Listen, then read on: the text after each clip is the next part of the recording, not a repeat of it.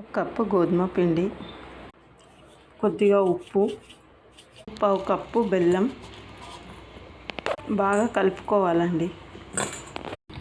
ఇలా మంచిగా కలుపుకోవాలండి.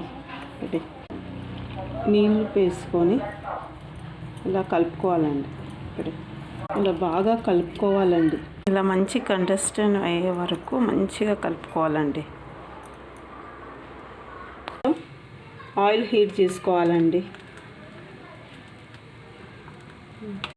మనం ఇలా రెడీ చేసుకున్న పిండిని రెడీగా ఉంచుకోవాలండి. ఆయిల్ హీట్ ఎక్కుతుంది. ఇప్పుడు ఇలా స్పూన్తో తీసుకోవాలి.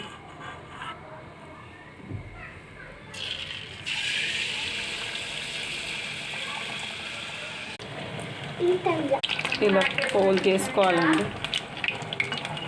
ఇలా ఫ్రై చేసుకోవాలి. బాగా గోల్డెన్ కలర్ వచ్చే వరకు ఫ్రై చేసుకోవాలి. ఇలా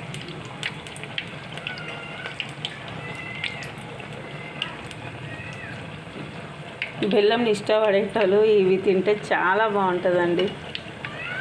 ఇంకా గోధుమ పిండి అండి, మైదా పిండి వాడకుండా గోధుమ పిండి వాడడం వల్ల పిల్లలకి మనకి చాలా మంచిదండి.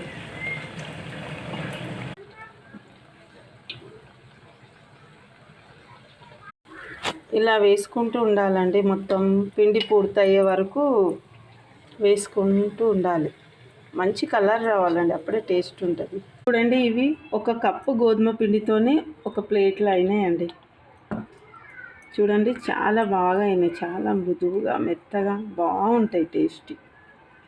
ఒక్కసారి చేసుకొని మీరు తినండి, మీరే అంటారు మళ్ళీ చేసుకుందాం. ఒక 30 minutes కూడా పట్టదండి. చాలా త్వరగా అయిపోతాయి ఇవి.